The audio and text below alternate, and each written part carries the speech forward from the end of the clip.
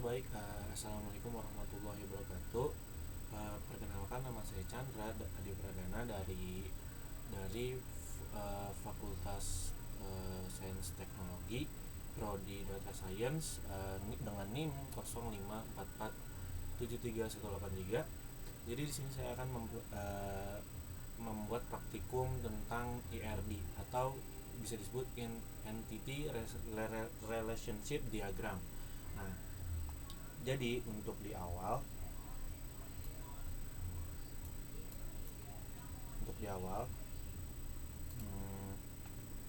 saya sudah membuat sedikit contoh. Jadi gini, saya mendapatkan pertanyaan contoh kasus itu adalah pada sebuah perguruan tinggi mahasiswa akan mengambil mata kuliah yang ditawarkan setiap mahasiswa minimal 1. Namun mengambil beberapa mata kuliah dalam satu semester, setiap mata kuliah hanya bisa diajar oleh satu orang dosen, dan setiap dosen dapat mampu mengajar minimal 1 mata kuliah. Nah, jadi di sini kita mempunyai identifikasi entitas. Ada entitas apa saja yang ada di contoh kasus ini? Ada 3 entitas, yaitu mahasiswa, mata kuliah, dan dosen. Lalu identifikasi atribut. Nah, ada atribut apa saja yang dipunyai oleh entitas-entitas yang ada di contoh kasus ini. Seperti mahasiswa punya atribut NIM dan nama. Mata kuliah punya atribut kode mata kuliah dan nama mata kuliah. Dosen punya atribut NID dan nama. Lalu di sini saya membuat gambaran kecil mengenai identifikasi relasi. Jadi untuk entiti mahasiswa, dia akan mata kuliahnya akan diregistrasi oleh mahasiswa. Terus untuk entiti mata kuliah, si mahasiswa akan meregistrasi mata kuliah dan dosen akan mengajar mata kuliah. Sedangkan untuk entiti dosen, mata kuliah akan diajarkan oleh dosen. Jadi setelah itu kita akan berpindah ke saya akan membuat contoh IRD. Di sini saya menggunakan aplikasi Yorks.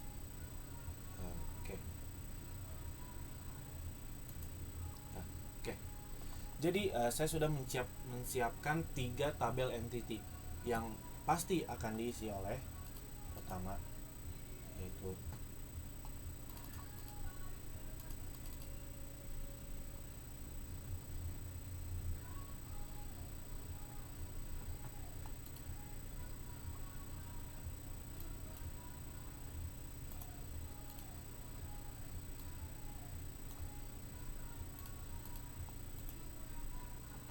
akan diisi oleh mahasiswa. Tabel kedua akan diisi oleh mata kuliah, atau kita singkat saja sebagai matkul. Dan ketiga akan diisi oleh dosen. Oke.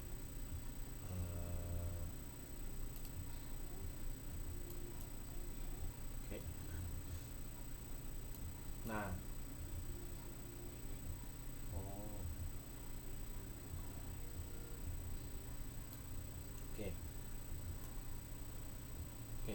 Nah, di sini kita akan membuat apa saja hubungan dosen, apa saja atribut dan relasi yang akan dipunyai dosen dan mata kuliah dan juga mahasiswa.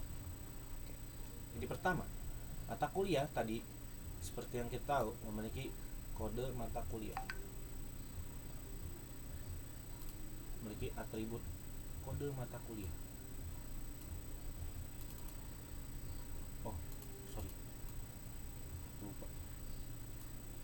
Dia memiliki kode matkul. Lalu dia juga memiliki nama matkul.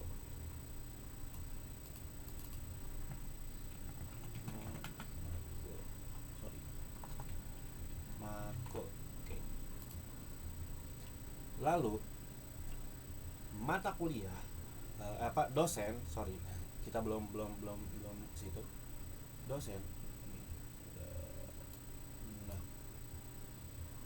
dosen itu memiliki dosen itu memiliki NID seperti yang tadi kita tulis di Word. Lalu dia juga memiliki nama. Nah, mahasiswa dia memiliki NIM. Lalu dia memiliki nama.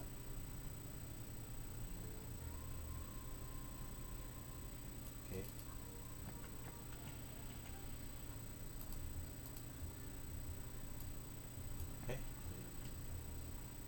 Ini mungkin agak kita geser ya biar ada nggak terlalu jauh. Oke, biar agak rapi. Oke. Lalu kita akan menyambungkan ini.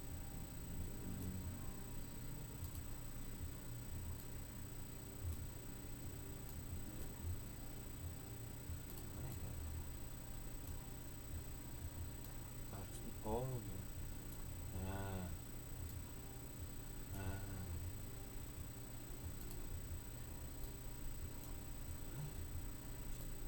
oh gitu. Nah,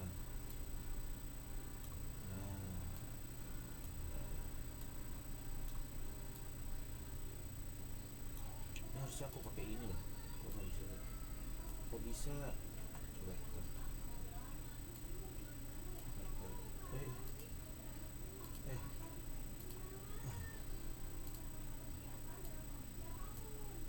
Seperti deh. Aduh.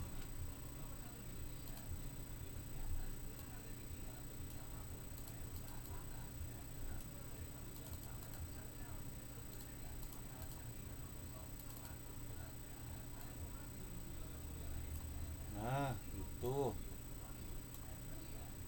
Baik. Nah, nah, nah. Nah, nah, oke. Lalu dosen dengan mata kuliah itu memiliki hubungan yang seperti dosen bisa mengajar satu atau banyak mata kuliah, sedangkan mata kuliah hanya bisa diajarkan oleh satu dosen. Jadi kita akan menggunakan hubungan. Oh ya, bentar, kita akan membuat ininya relationship antara dosen, relationship antara dosen dan mata kuliah. Itu adalah mengajar atau diajar sebenarnya. Cuman kita akan tulis mengajar aja. Apa tuh? Mengajar.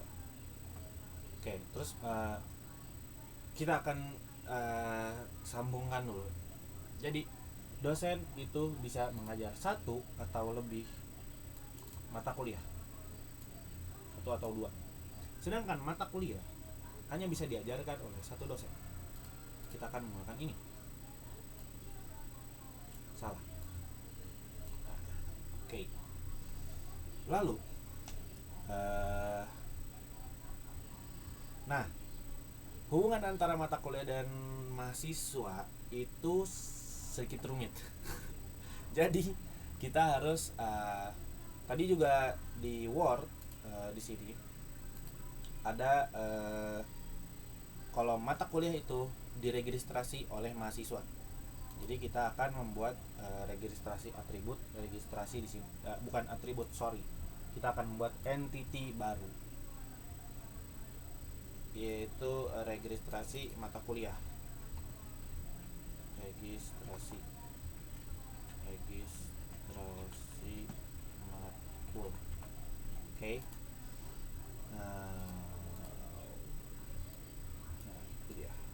Nah, sebenarnya sedikit sempit ya. Maaf. Ini kolongan kecil, sedikit besarkan. Nah, oke. Nah, sip. Lalu seperti yang dibilang tadi, kalau misalnya mata kuliah itu diregistrasikan, sedangkan mahasiswa meregistrasikan mata kuliah. Jadi kita akan membuat tabel relationship. Di sini mungkin nggak apa-apa, tapi akan sedikit terlihat acak-acakan mungkin.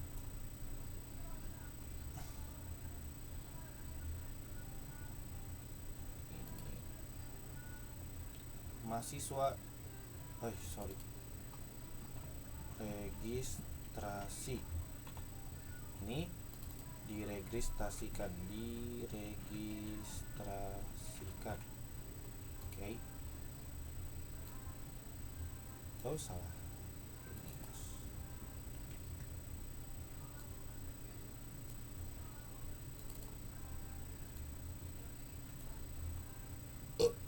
Oke, maaf.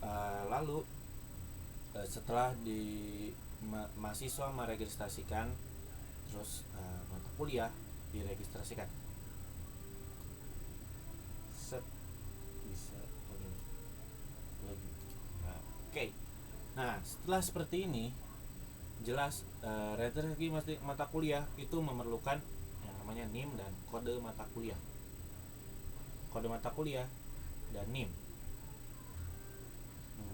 Tapi mungkin kita akan buat saja di sini.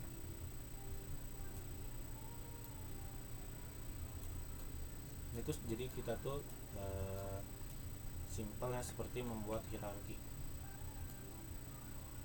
Ya, hierarki kalau nggak salah namanya itu tuh di pelajaran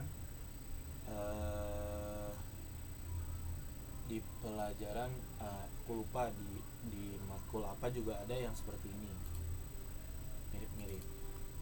Tapi bedanya aku bisa buat itu di Word karena itu agak simple. Mungkin NIM dan kode mata kuliah.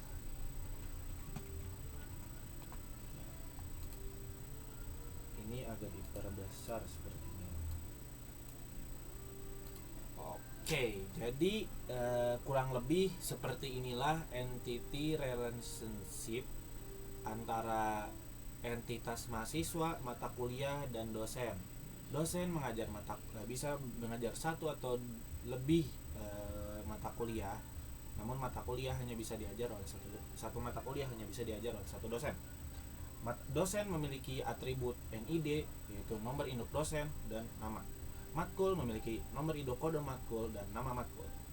Registrasi matkul itu hanya bisa dilakukan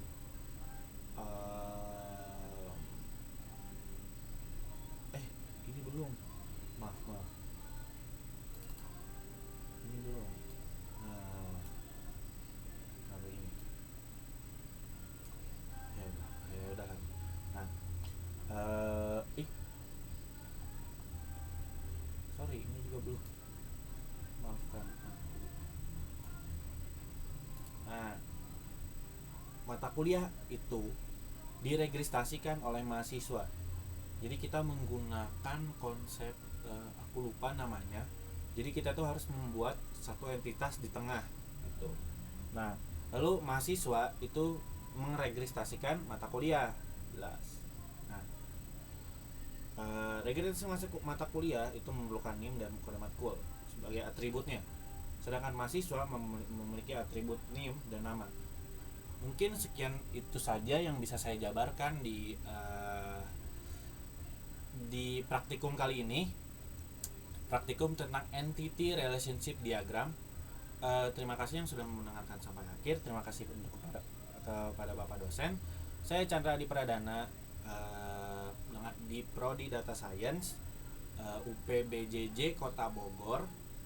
Pamit undur diri dengan NIM 0544731183. Pamit undur diri. Terima kasih semuanya. Assalamualaikum warahmatullahi wabarakatuh.